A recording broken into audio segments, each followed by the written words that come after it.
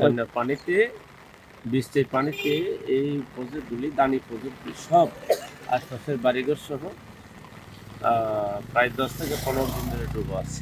হ্যাঁ, টানা বৃষ্টি হচ্ছে। আর পরেও কিন্তু আমাদের এখানে এই ডুবা থাকতো না।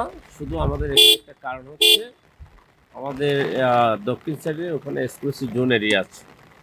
ওই জোন এরিয়াতে বাংলাদেশ সরকার কোটি কোটি টাকার মাটি বরাট করেছে। ওখানে নিচু জায়গা বরাট করে শুধু কালকা রয়েছে।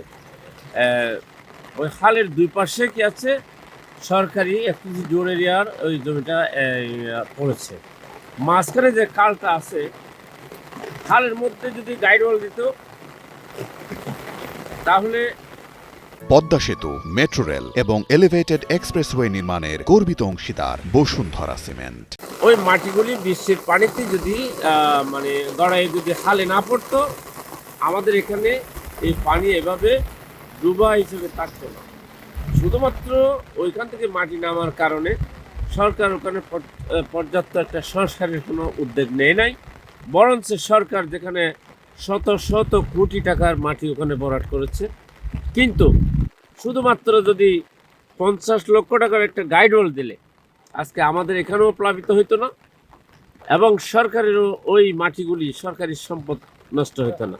শুধু সরকারের অবহেলার কারণে, ওখানে ঊর্ধ্বতন কর্মকর্তা এখানে যারা তদারক আছে তাদের অবহেলার কারণে আমাদের এখানে এই পুরো এলাকা প্লাবিত হয়ে আমাদের জনদুর্ভোগ সব কিছু ডুবেছে। এই যে দেখেন, সব ওখানে বাড়িঘর দুটা বাড়ি সব ডুবে যায়।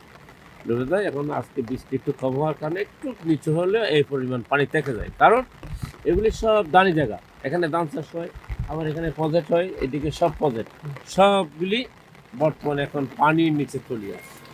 শুধুমাত্র এখানে সংস্কারের অভাব, ওখানে গাইডওয়াল দেয় নাই, যার কারণে মাটি ওই যে জোন এরিয়ার যে মাটিগুলি বঙ্গোপসাগর থেকে ওঠানোর পরে যে জোন এরিয়াটা ভরাট করেছে, সেই মাটি এখন লক্ষ লক্ষ টাকার মাটি পানির সাথে গড়াইয়ে খালে পড়ে খাল ভরাট হয়ে গেছে। যার কারণে পানি ঠিকমতো পানির স্রোত এখন নাই, যার কারণে ঠিকমতো বঙ্গোপসাগরের পানি চলে যেতে পারতেছে না সিলেট।